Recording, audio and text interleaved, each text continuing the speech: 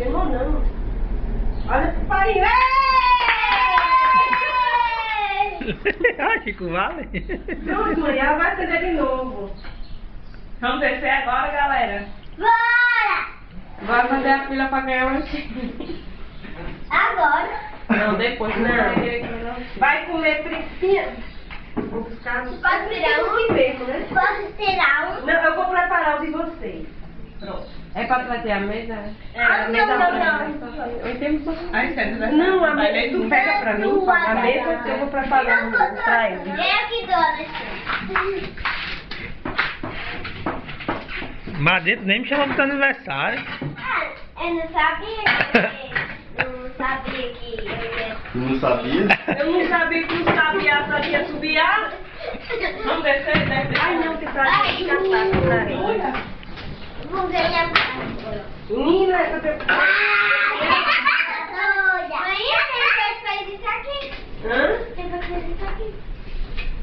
Mulher, isso é Esse é o vestido.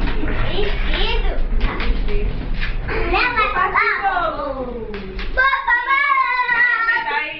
Vai, aqui da bola. Tá faltando alguém nesse aniversário, tá? É melhor aqui, né? É, Lucas.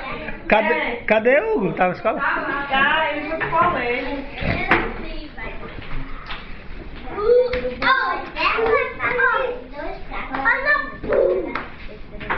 Aqui dá. Então, ela sabe que ele tá aí. Esse vai ser um momento mais especial. Esse negócio que dá bolo. É ruim.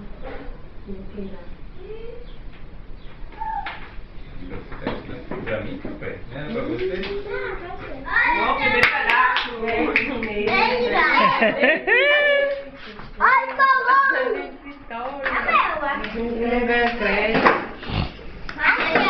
Olha essa Benícia. Tu com um bicho vai ter Ô isolada grande. Direito. Eu pego assim. Vai direito. Pode me dar outro Sim. prato? Não, é melhor deixar aí. Olha o velho. Porque... Me dá um real agora. Que foi? Ei, eu fui pro colégio, né? Que fresco. É porque é pra eles. Esse bolo é caro, se for, né? O povo quer ver no colégio agora. Pega aí. Vai dar tempo pra vestibular. E coisa boa, mais que nem vem. Ó, vai pegar. Mas eu não fico lembrando, porque com vergonha. É bem mais. Chegou mais convidado. Você quem é? Eu quero. É bem E os cabelos ficaram. A ranzinha de Hugo? É. Tá Tá namorando mesmo? Não, sério. E é?